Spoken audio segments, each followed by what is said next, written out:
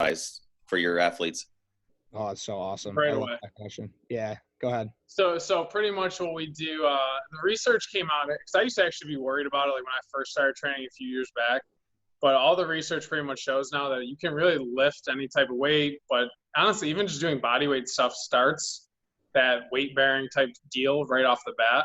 Because at the end of the day, as long as they're moving correctly, they're not going to get hurt. You just have to make sure that you're progressing, slowly, making sure you're just going from step to step and not jumping from here all the way up to here.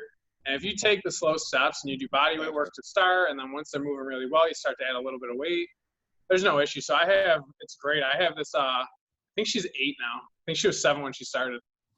And she's a gymnast. So if you look at the forces on your body, on your knees, on your hips, when you're in gymnastics and you're doing like a vault or any of those jumps, the stresses from jumping and like sprinting and throwing a baseball are all way higher than they are during like a squat or a push-up or a chin-up. So we want to basically train their body to be able to handle that type of load. Okay. Sure. Thank you. Right. So we've got, 11, 12-year-old boys that we start introducing deadlifting to them. Like the easy part for us though is we do have Sam that's there, that his movement, he's big on movement quality. So, and we can get into that a lot more, but for us, I could care less what your weight's like. If you're doing a certain amount of weight in the right range of motion, then you're actually getting the most out of that weight. So for a guy like me, I'm not going to go into a gym and bench as much as Sam is, but I will tell you that the reps I do have my movement's very good. So I am getting the most out of that weight. But if you're doing like half rep on your bench press or like your back is arched on a deadlift, realistically what you're doing is you're actually hindering you're probably going to get hurt, right? So for Sam, we talk a lot, we introduce it to the younger guys, but we're right there to be able to, or he's right there to be able to actually monitor that. So like, first off, I know for us, we really, really go into movement, warming up the body, actually going into like, how long should they warm up? What kind of band stuff should they do? So Sam, obviously this will be a lot easier to explain to the coaches about, making sure that the warm up is proper and making sure that it's consistent with everything. But what are your key points in the warm up that everybody should hit, let's say pre-practice? Because I think that realistically, when we do have these time restrictions, when we are running into practice, how can we still get a really, really good mobility routine or warm-up routine so that they can actually, help them a lot? So you took the words out of my mouth, Ronnie. I got you, Austin. Dang it.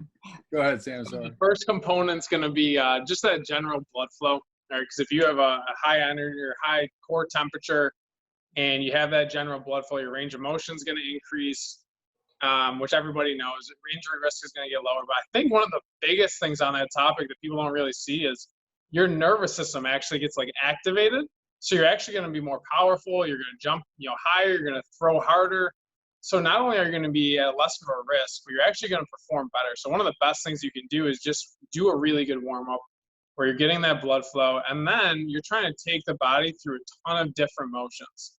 So if I know that my athletes, when they go to play, they're going to be sprinting, they're going to be throwing, they're going to be twisting and turning, we need to make sure that before they actually do that stuff at a high intensity, we're going to start to slowly bring that stuff in at a lower intensity, right? So you're looking at maybe even like a lunge with a reach, trying to open up the hips. You're looking at, just some general movements to get the whole body involved that are going to make your rotation better. They're going to make your toe touch better, any of that type of stuff, because at the end of the day, you're going to move better and you're going to have more range of motion to access.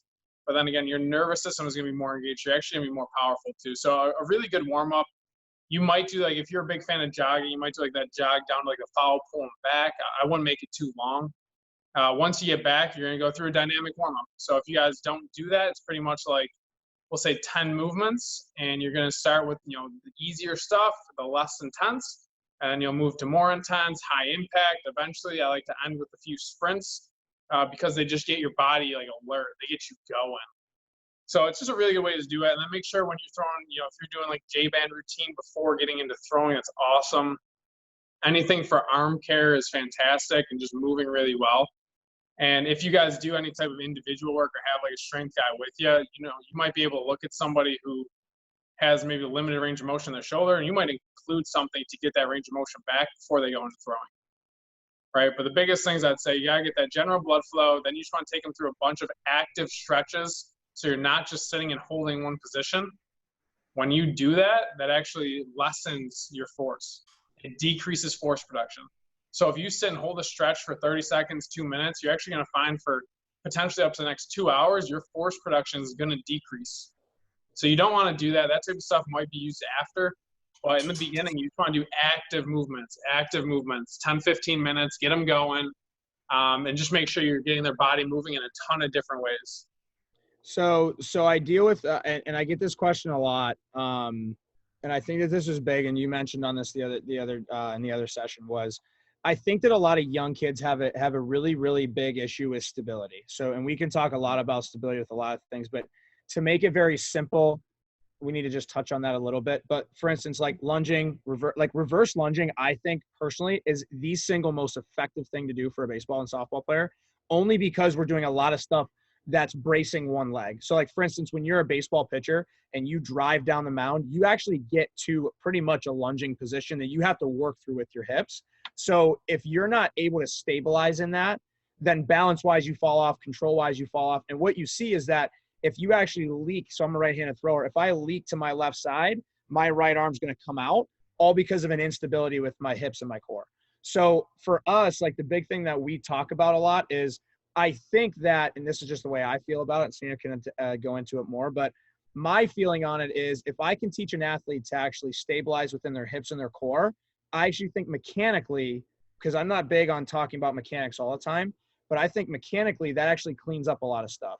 So I learned for myself that the stronger my core was whenever I was a college athlete, the less I talked about my mechanics, right? But whenever I was a freshman and I was really young and I didn't understand because my core was weak and I didn't really understand what I was doing, I had to talk more. I was talking more about my mechanics because I thought it was a swing problem.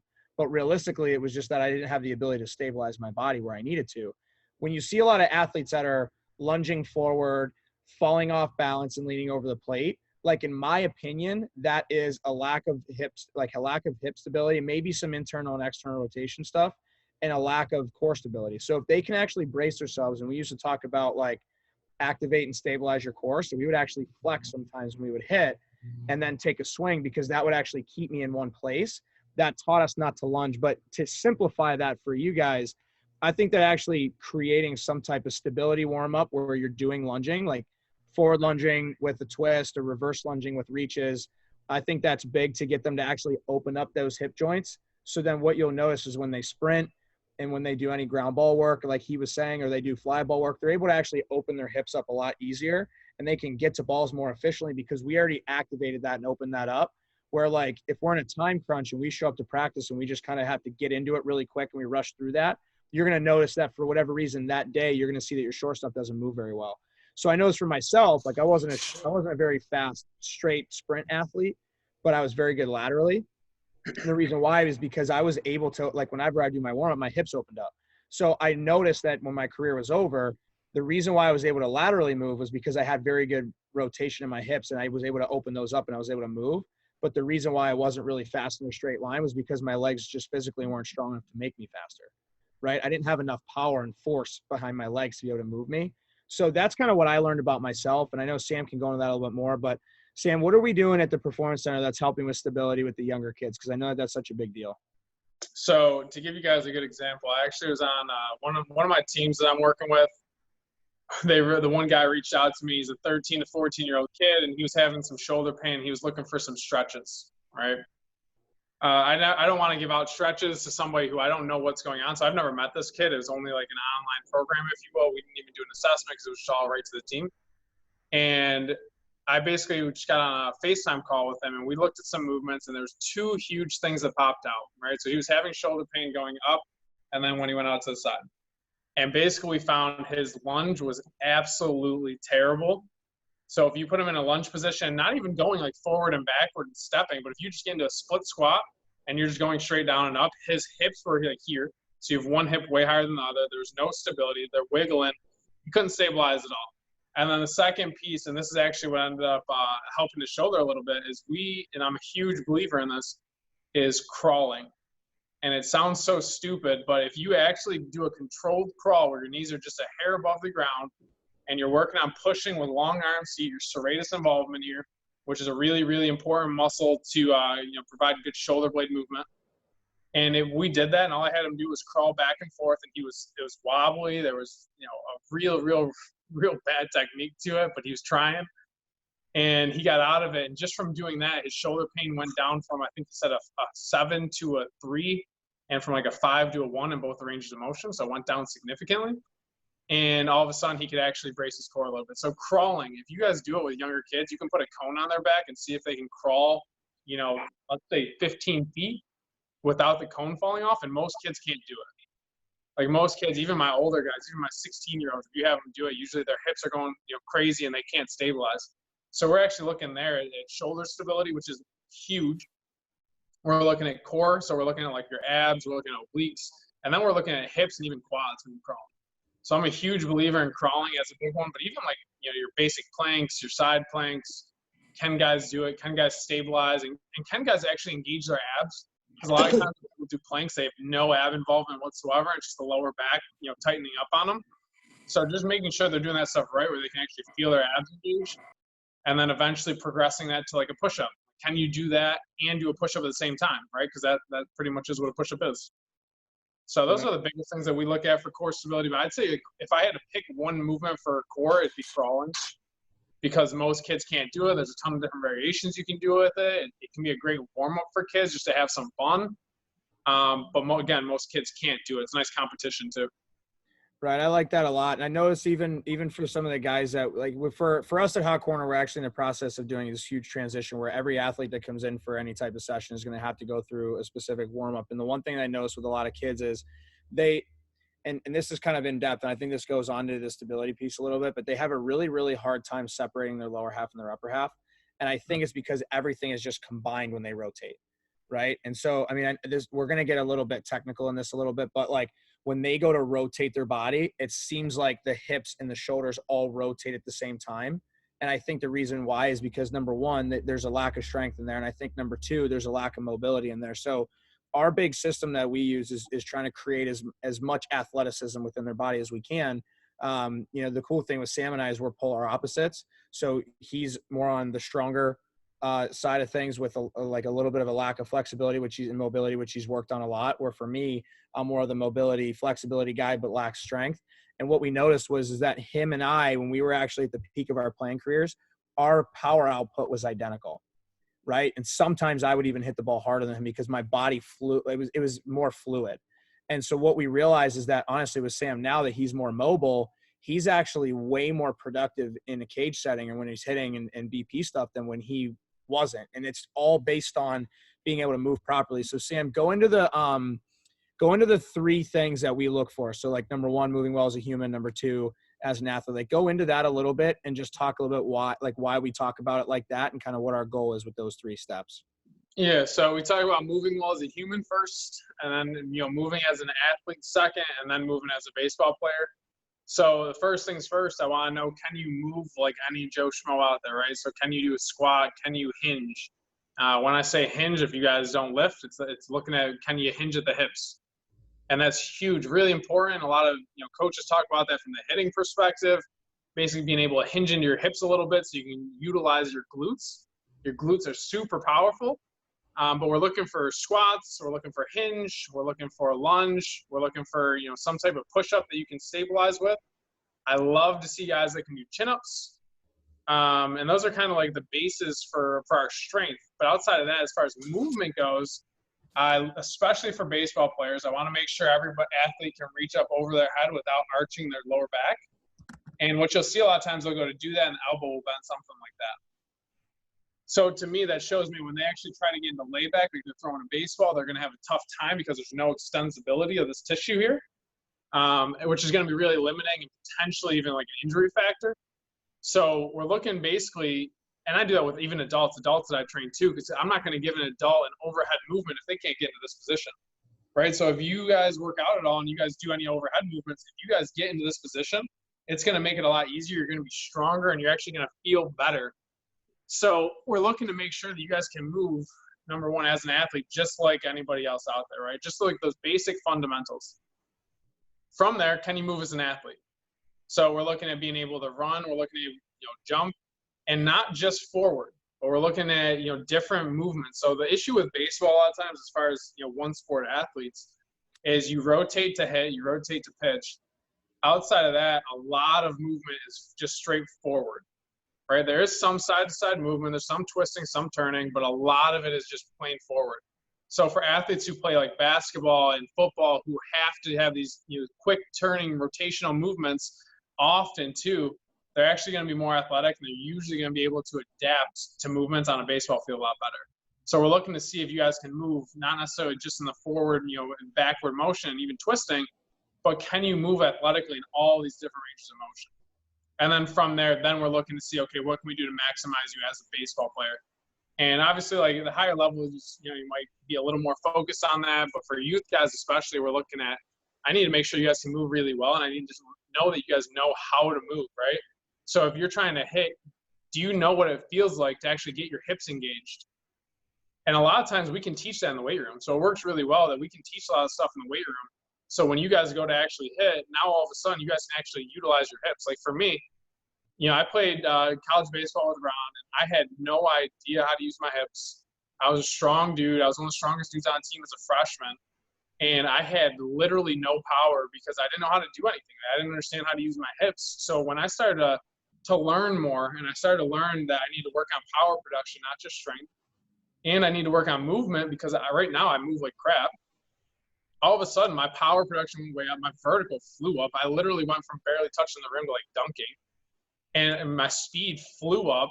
And all of a sudden now, if I go to hit with Ron, he can coach me really easily because now I understand what my body should feel like going into different positions.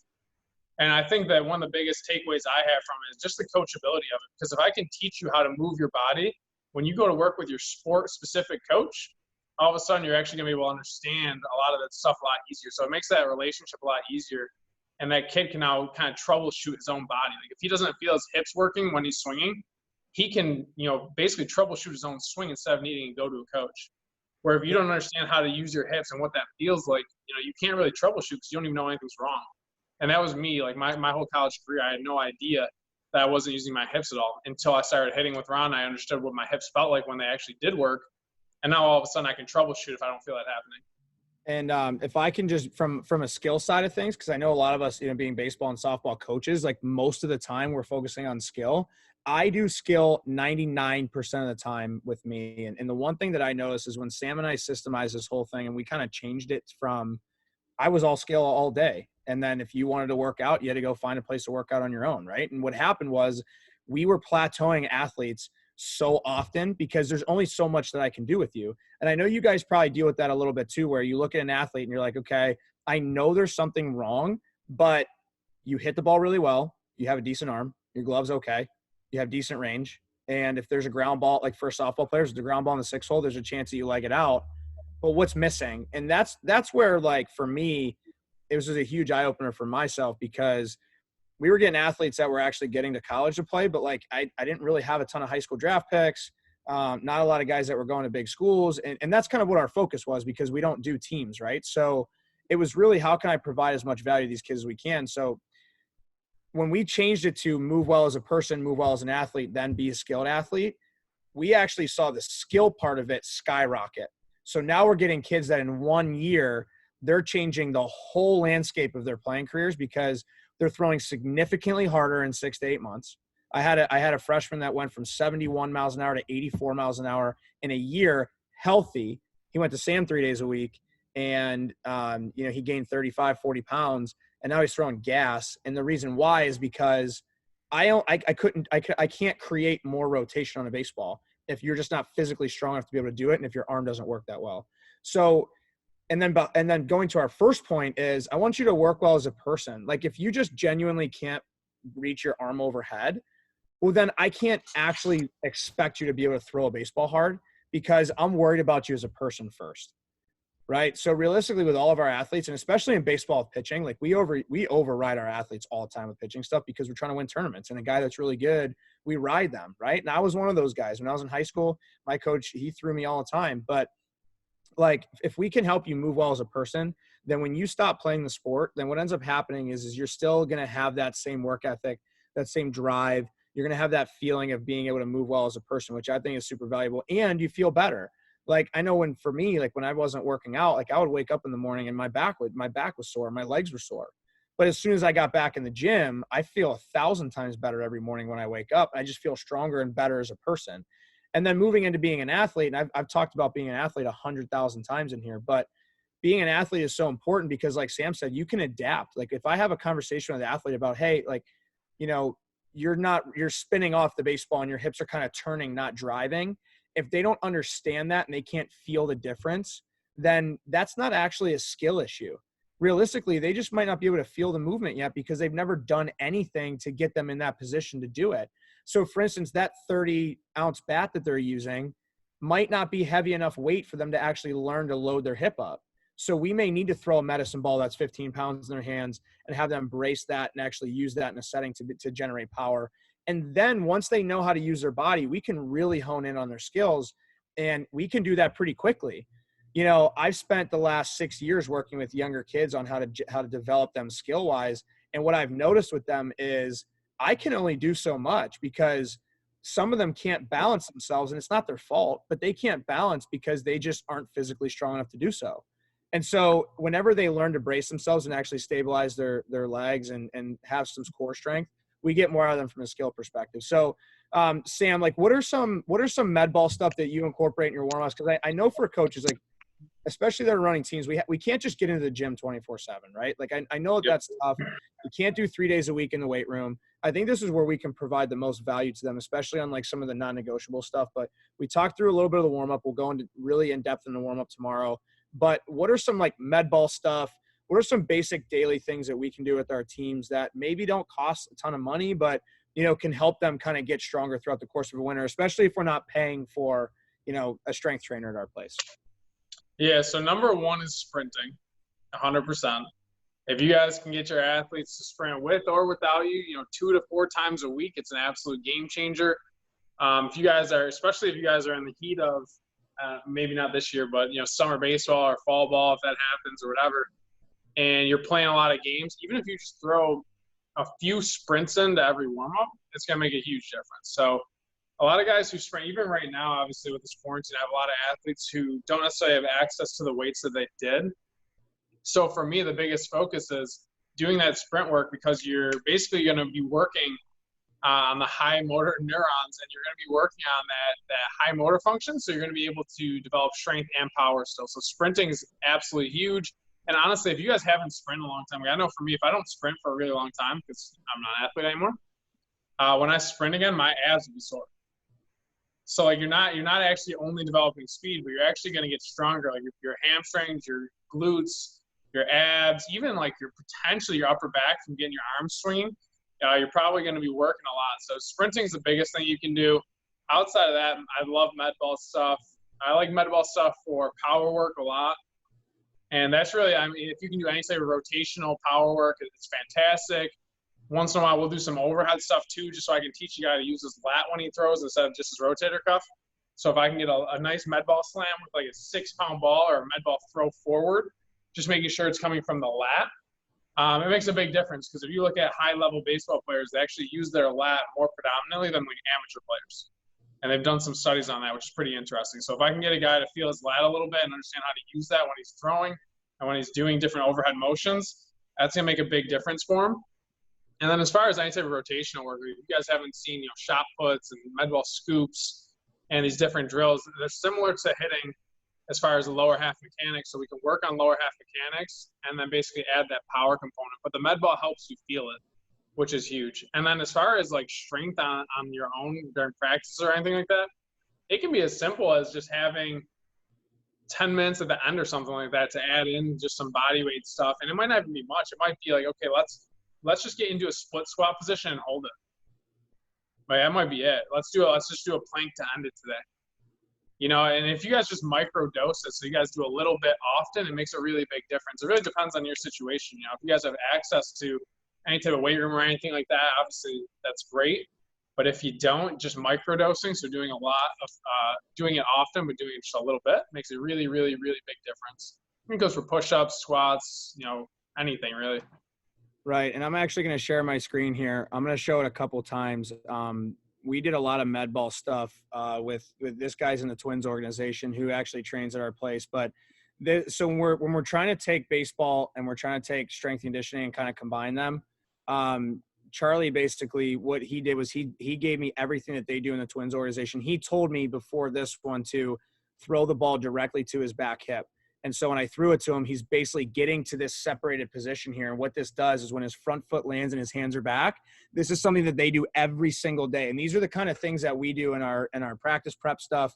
But if you actually look in this position, he actually braces. So when he catches this med ball, he's in a really, really good position to be able to explode from here, right? And then we go into some other med ball stuff here too. And I know Sam does a lot of this stuff down at his place, but this one is something that I got from him. Basically what he does in this one is he does 2 reps. So he'll do a swing stop and he'll do a swing throw. So I'm going to try and make sure that we can get this here. Hold on one second. So when you watch him go through it, he actually stops at that position there. So what he does, he's actually bracing his front side in this one, right? So when he loads back, he's actually loading back and then he's coming through as hard as he can, but he's stopping. And what he told me is they want to actually learn how to brace their core and their lats and those parts of their body to be able to stop and go as they please. And what that does, it actually helps them control themselves. So there's a lot of body control. And when he loads back, he actually throws it into the net. So what you see is he's actually working on upper body rotation here.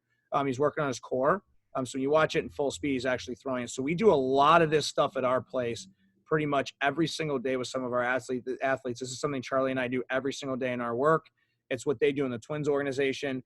And these are the kind of things that we're doing with a lot of our athletes. Now that's a 10-pound medicine ball. Some of the athletes might not be able to use that heavy of a weight, but those are the kinds of things that I think that we need to start to incorporate with a lot of our athletes. We do it in our swing prep. So if I have a kid, even if it's for a half an hour, I still do a lot of that stuff with them because I actually think that that's just as valuable, if not more valuable, than taking hacks off of a tee for 25 minutes, right? Because a lot of times we psych ourselves out of that good swing. So if we can get your body to move properly and then take really good quality reps while you're in there, I think that we actually get more out of it. So for your team practices, and I do a lot of teams myself, and so for your team practices, I think that it's really, really huge to be able to incorporate maybe a med ball like station if you guys are doing station work. You know, even if it's just general stuff, just to be able to get them to kind of learn how to move their body. If it's not something that you can do with your whole team at the beginning of practice because you don't have enough med balls, there's not enough space, or you can use it and incorporate it into actually some station work, which I think is big. We do that at our place too. We'll do swing stop, swing throws, the one that I saw from the knees. I'll do that with a lot of the athletes whenever they're not actually swinging a bat. And it kind of gives them a break from just hitting off of a tee or doing some front toss work. I think it gives their eyes a break a little bit. But Sam, go into some of the med ball stuff that you do daily, because I know with a lot of the athletes that you use, you go into med ball stuff daily with them. What are the very general stuff that you make sure that you incorporate all the time? Yeah, I mean, so I think that's a really good drill. And if you actually looked at it, if you watch Charlie do that last drill, that swing stop, you can see his hips are starting out hinged. And then as he actually releases the ball, you can see the hips come through and they extend and rotate. So I think that's an awesome drill to actually work on your hips. And actually, I'll do stuff with some of the athletes. Like if I have an athlete who can't feel his hips engage, a lot of times putting him down into a kneeling position where his knees aren't going to be involved anymore, they can start to feel their lower half and really like their backside. They've been talking about lifting and what So you should do in lifting. Yeah. How you guys do scoops? Like, do you guys do scoops a lot? Okay, so I think that this one right here, is this one Charlie doing scoops? I think so. So you guys, yeah, there we go. That's so a shot put. Oh, no, it's a scoop, yeah. There's a scoop, right? So he actually starts in his, like when he loads up, he starts with his hands up. And then when he loads up, he actually loads into that scoop. So for a lot of us and for a lot of, like, I did this wrong actually at first. I tried to throw the med ball from my shoulder. So I'd have it up on my shoulder, and then when I would load, I'd keep it up and I'd push it. And what you can see with this one is when he loads up, he actually loads into his hip.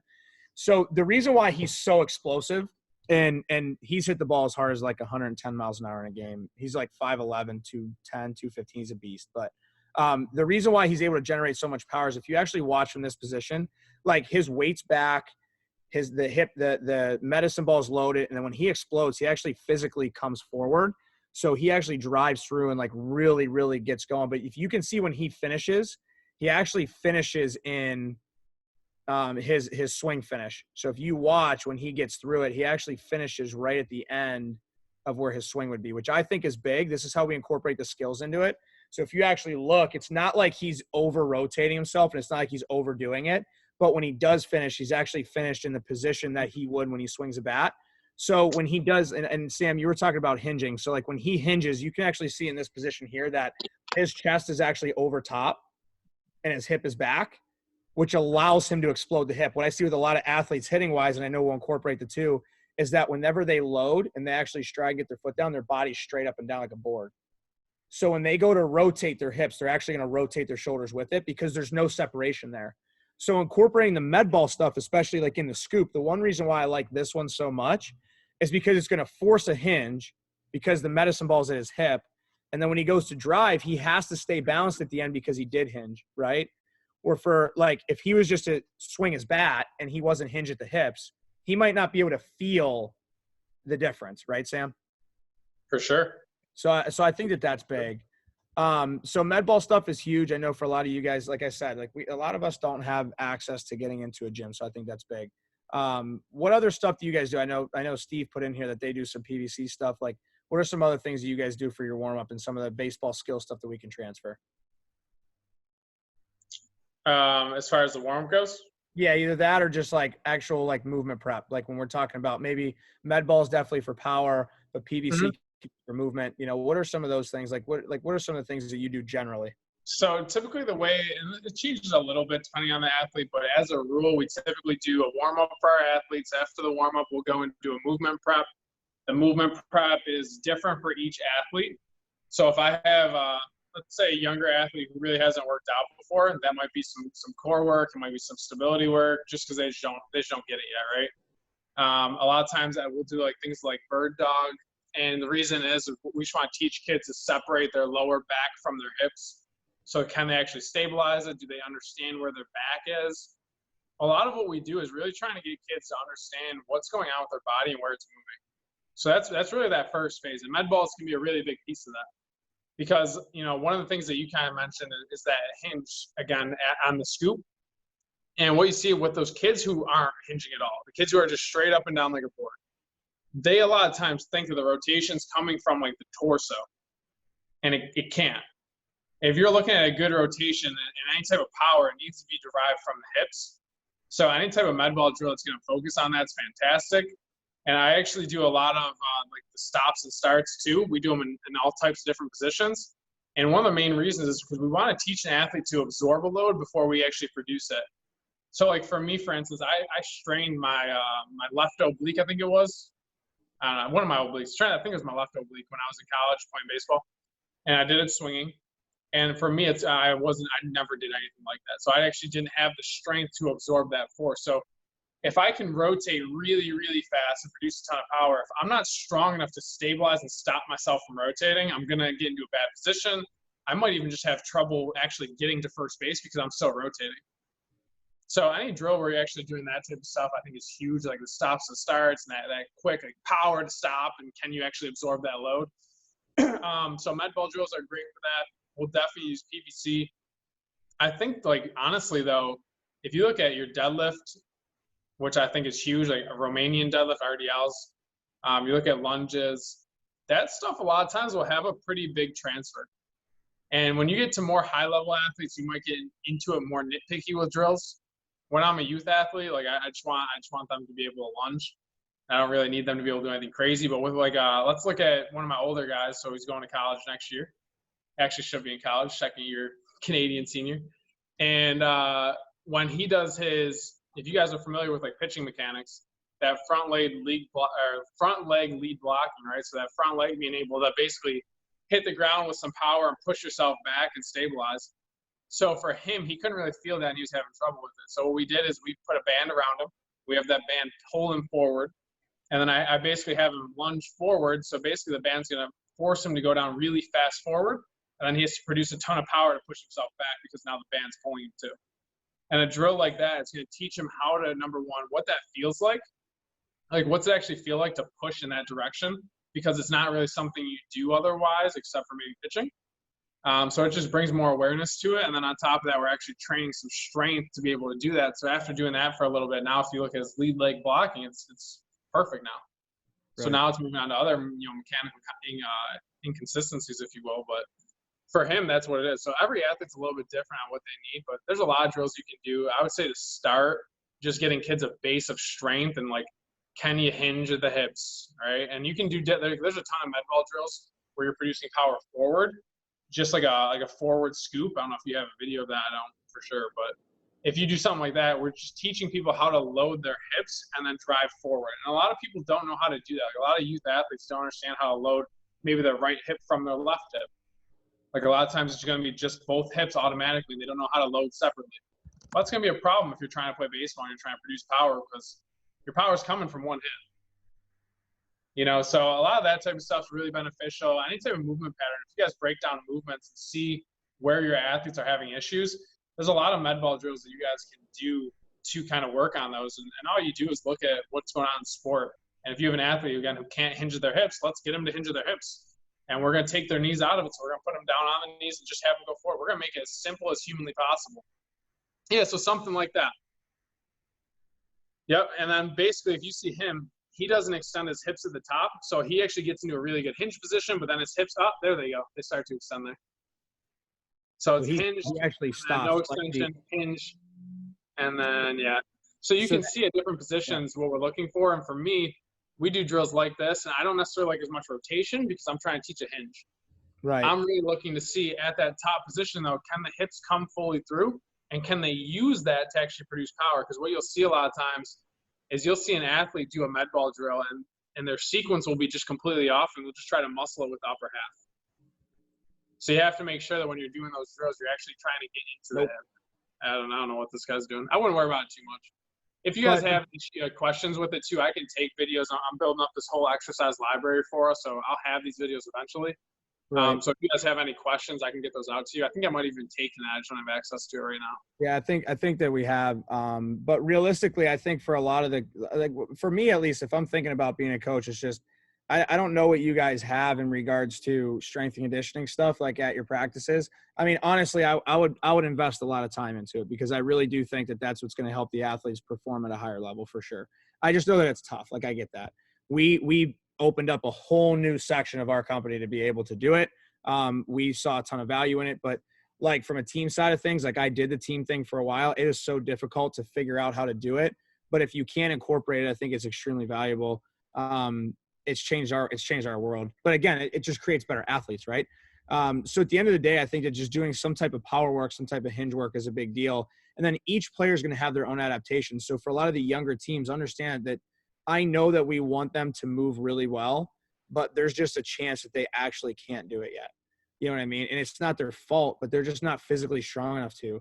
And so until we actually train that for them to be stronger, now you can train them whenever they're younger for sure. You just have to put the time into it. So you may have to take out some of that skill training and go into doing skill work. And you might have to take more time into developing them as an athlete, because I think that helps. I think that playing multiple sports is a huge deal. I know a lot of people like to specialize it. Play 100,000 sports. Play every single sport that you possibly can because it shows adaptations and everything. Some things that we don't get in baseball, like Sam said, you run in a straight line. I was just shooting basketball yesterday for the first time in a while because the weather hasn't been very nice here, and my calves are sore. I haven't jumped in a while because I'm inside all day long, so I have no reason to jump. You know what I mean? So when I started jumping outside, my calves got sore. Okay, perfect. So now I'm actually adapting a muscle and using a muscle that I haven't used in a while. When I was in college, we were playing basketball 4 days a week. So I was able to jump and cut and move everything that I needed to do, plus develop skills baseball-wise. It helped me so much. So I know for whenever I coach a travel team, we would do in a 2-hour practice, we would do obviously an hour and a half of baseball stuff. And then I would actually take a half an hour to let them play some other sport to adapt different muscles in different groups. Is there a chance for injury when they play basketball? Yeah. But I mean, at the end of the day, we're athletes. Those are things that are going to happen. But for me, I felt like it was super valuable to have them kind of, number one, be competitive in a game together. But number two, learn to use different muscles, because I wasn't able to get them into a gym and do any type of vertical jumping stuff or cutting stuff. You can do ladder drills, but that's not the intensity that you're getting in competition. So So for us, I think that it was huge to add that into it. I think that's big. And then the last thing, I know Sam, we wanted to talk a little bit about this whole lifting and running for punishment thing. I know this is something that you and I have talked about a lot. When the team messes up, I know whenever I was younger, it was just run until you throw up. How can we make it productive that when they screw up as a team, that there is a consequence, but how can we make that consequence productive so that they don't hate training? Because I know for me, I never thought that I needed to go to the track to run. I was just going to get it at baseball practice when we got in trouble. You know what I'm saying? So I never found the passion in going to the gym and doing sprints and long distance running, because if I got in trouble at practice, which is probably going to happen, it happens every single day, I'm just going to do it there. So what can we do to have like productive consequences, if you know what I mean? So I'd say first things first, they don't all have to be, as far as punishments go, they don't all have to be fitness related. I know that's kind of like a go-to, but it's easy to be like, all right, so, you guys screwed off today. You guys did absolutely nothing. We were going to play, this game to finish out practice. We're not going to do that anymore. Instead, we're going to do something else, right? So like, it doesn't necessarily always have to be conditioning. As far as conditioning goes, I mean, you can do some pretty hard conditionings and like suicides, which I don't think is politically correct anymore. I don't remember what they call them now, but you can do that type of stuff, which I think is fine, as long as you're doing it sparingly and not all the time. And then just making sure that when you guys do it, you realize that the purpose of it is conditioning. It's not like speed work, because if they're getting that tired, they're not getting faster. And then just making sure that when you guys do that, know that the next session, you shouldn't be doing it again, because you don't want to kill those kids. And not even like, you just don't want them to be shot, right? Especially if it's close together. Now, if you don't see them for a week, like whatever, but your goal at the end of the day, like with conditioning, that might be fine. Like, I have no issue with you guys doing suicides. They're going to get more conditioned aerobically and even anaerobically. But if you're trying to if that's where the bulk of your work goes for conditioning, it's probably an issue. So for my take, I think the most important thing, and this is kind of where I see a deficit, and I had a deficit, I know when I played, is we just didn't do enough work that was based on actual speed or power development. So, yeah, and I think that's a great idea from George there too. Making it even a little fun, even though you guys suck. We'll have a little fun with this still. If you guys can do your speed work separate, I think it's huge. So, like starting off your practice after your warm-up, going through like some sprint work, and it doesn't need to be crazy long, but do some sprint work, make it fun. You guys can do different types of like tag and different games with it as well, but you guys can do sprints and your med ball circuits at the beginning. And if you do that, you actually find again that there's a system in the body, basically your nervous system is going to get more, again, highly potentiated. So you're going to produce more force for the rest of practice, and you're going to have kids that are more alert. So I would say just making sure that you're separating strength, power and conditioning separately, I think is huge. Realizing that kids aren't getting faster from conditioning. So you're saying that speed training and sprint training is more of a power thing. Yeah. So if you're doing it, right.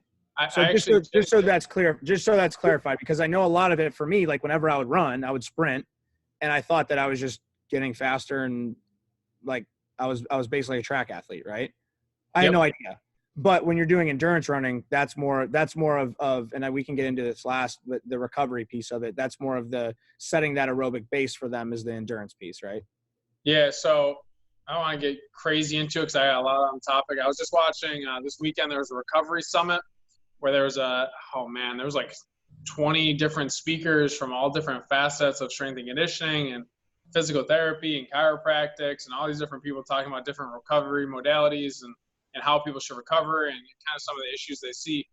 And one of the issues is basically you have a couple different parts of your nervous system, and two of them are going to be your fight or flight system, which I'm sure you guys have kind of heard of, and there's the rest and digest, and that's just a really basic term for it, but it gets the point across. So you got fight or flight, and then you got rest and digest. And if you have an athlete who's always in that fight or flight mode, and that might be like, I know I've played for coaches before who, held a really, really high intensity practice, and it was really high stress, and you're going to yell at that kid's constantly in that fight or flight mode.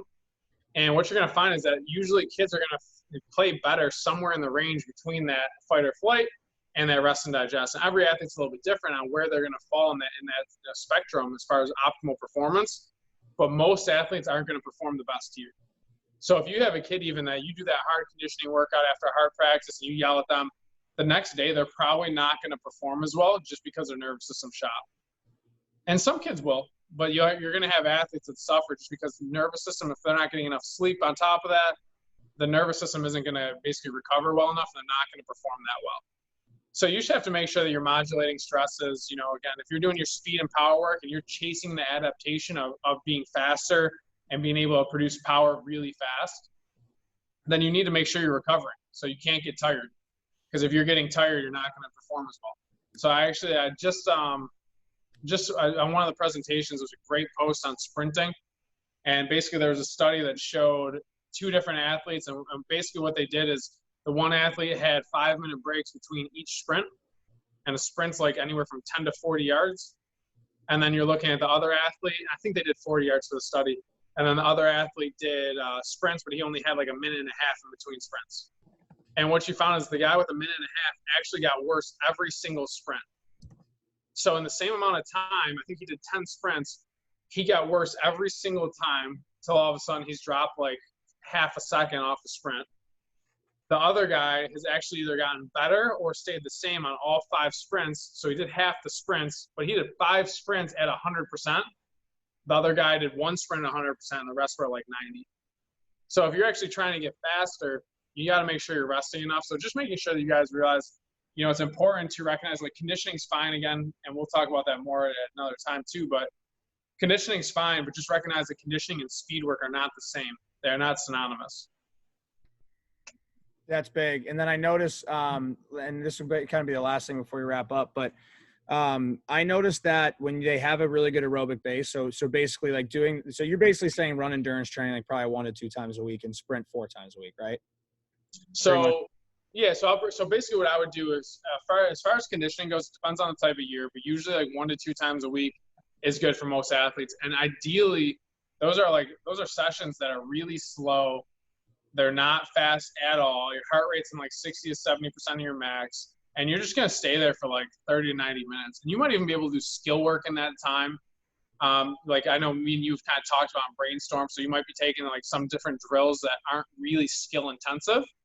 But like a low level skill drill might be a great idea to do that, where you're moving consistently. There's no breaks. Heart rate stays in that zone. It's not too intense. It's not too lax. It might be doing movement circuits. So I'm just going to take the dudes through our dynamic warm-up 10 times. It might be running. It might be biking. But again, because athletes like baseball players run so much in one direction, like if you can get them out of that plane, it's really beneficial.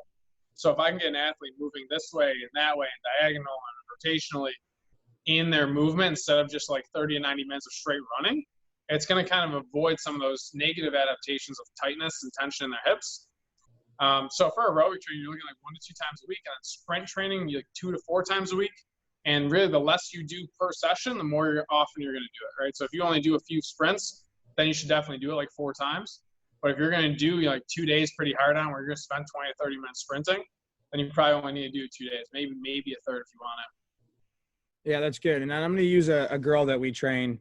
I don't know how much you guys know about New Jersey Intensity, but we have a girl that plays for that team nationally, and so she's all over the place all summer long. And in the off season, her training regimen's pretty intense. So Sam and I came together to put something together for her, where she was actually in the gym 3-4 times a week, and she was with me 3 or 4 times a week. And so we were trying to figure out a way to not totally crush her every time that she was with me, and so we were kind of synced up on what we were doing. So for instance, on her defensive days, when she was doing a very low stress workout, those were the days that I was doing, hands drills and form work and very light and easy ground ball stuff. So we were getting her footwork down to make sure that she was doing things right from across the diamond. She plays shortstop. So figuring those things out was big. And then the days that she was doing any type of high intensity work in the gym where her heart rate was going to be really high, those are the days that we would play wall ball, where the ball was moving and moving and moving, where I was doing slow roller plays, or we were doing, go catch a fly ball, sprint to catch that short hop. Like we were keeping the high intensity in her practice as well. So for your teams, that could be a great thing that you guys do with your teams those days. So let's say you want to do a workout with them and you want to keep it low intensity, but still keep the heart rate very similar for a full 90-minute practice. You can actually develop an aerobic base with them at practice as long as you're keeping them moving at a moderate intensity for a long period of time. And then the days that you want to, I don't want to say crush them, but the days that you want to really go at them, those are the days that you can say, all right, we're going to do, how many double plays can we turn in 3 minutes, and then go and just hit and hit and hit and hit, and then give them a good enough amount of break that they can relax, grab a drink and hydrate, come back, and then go and crush it again. And when we did that with her, the growth in that was incredible, because she wasn't crushed every single day, but she was getting value every single day. So it's just trying to figure out how to allow them to recover, but then also on the days that they're not absolutely crushing it, can we still figure out what skill work we can do? So for instance, like the days that we were breaking it down nice and slow and nice and easy, that's whenever it was like really technical, where we were making sure that technicality, like fielding wise, that her glove was in a good position when she got it down to the ground, and that her footwork was effective, that she was actually gaining ground. But then on the days that it was high intensity, those were competition days. Those were the days that I was trying to beat her in wall ball, or, you know, we were doing something where she was sweating and she was moving around and like basically felt like, you know, she was sprinting for a long period of time. I think that if you guys do it that way, you're going to see them develop a good aerobic base. And maybe you don't have to go into the gym, honestly, because a lot of them aren't going to be able to, Sam. So being able to do this at practice, I think, is big. So if you have 2 or 3 practices a week, figure out what days you want to be high intense for the team. And those days you can do, like, you know, your fly ball communications with the whole team and everybody's kind of screaming and running around like crazy, or you're doing first and third and rundown plays where you're getting base runners and they're running back and forth all the time. And then the days that you just want to work on skills, you know, those are the days that you can do more laid back type stuff there too. So I think that that's how we are trying to do our training program. I think it helps the teams as well. We're just trying to adapt and get them as strong as you can with the limited time that you guys have. So Sam, do you have anything to close up? Yeah, I love that point, and we didn't really touch on it, but the idea of consolidating stressors is absolutely huge. And that's basically the idea. Charlie Francis kind of created this idea. He was an old sprint coach. And it's basically the idea that you have high intensity days and I wouldn't even say just intensity, but like, you know, you might just be doing something for a long time that's semi-intense, which ends up being like a high stressor. So you're looking at basically like high stress and then low stress. And being able to go between those is really important, because basically what's going to happen when you produce stress on the body, there's a phase where the next day your performance is probably going to decrease because the stress of this day was so high. And then what's going to happen on the second or third day, that performance is hopefully going to go even a little bit above where it was. And that's basically super compensation. And that's where we want our athletes. So the idea is high stress, low stress, let them recover. Now they're a little bit better. Let me perform that stress again. You're going to see a decrease in performance. All of a sudden, you're going to have these loops that are going higher and higher and higher, and going to lead to a higher performing athlete. And I think the more you can combine those, the better off you're going to be. So if you have a really high intense day, like you're doing maybe even like a body weight training day, which is really high intensity, like you're doing like push-ups and squats and lunges, that's going to be a hard practice day. Where on your other day, you might do some like light planks and core work that really isn't that fatiguing, and you might just add that stuff into a lower intensity practice. So you can kind of put those together. And then the last thing I'll say is you guys can get a really lot out of bodyweight training for your guys and girls. I think it's really important. I think there's a lot you can get out of it. Like, again, I had this, 13-year-old athlete with shoulder pain. The biggest thing that we did was lunge and crawl. And he literally saw marked improvement in his overhead position. He decreased in pain. And overall, like, if he can't lunge, he can't throw a baseball hard. You just can't do it. Or if you can do it, you're not going to last because you're probably going to get hurt. So just getting really good in those body weight positions, I think, is really huge. Like don't minimize that. It really, I think, has a really big effect. And eventually, when they can get into weights, it'll just translate. So it's really beneficial to do any type of body weight work. It's just really, really, really crucial to make sure they're doing everything right, and they're not worried about the weight or the intensity. They're just trying to do everything right, develop that base, so when they can have the intensity, they're ready to rock. Absolutely. If you guys have any questions about any of this stuff, or Sam has so many med ball workouts and he has so many like warm-ups and things like that. We can get those to you guys throughout the week. But obviously, if you guys have any questions, throw them in the chat tomorrow. If you have anything else, shoot us an email. We'd be more than happy to help you guys out. I sent out a med ball. One of the guys asked me for a med ball workout before I sent it out. I think it was Scott asked me for it. I sent it out to him. Anything that you guys need, I mean, it's accessible to you. We just want to help out as much as we can. So just let us know. But tomorrow we're going to get into the pre-practice routines and things like that. I'm going to go in depth on the J bands. I'm going to go in depth on a lot of that stuff that we can do to help those guys. So we'll see you guys tomorrow. Appreciate you guys. All right, guys, Thanks. take care. Take See you care. guys. Have a good day. So you guys.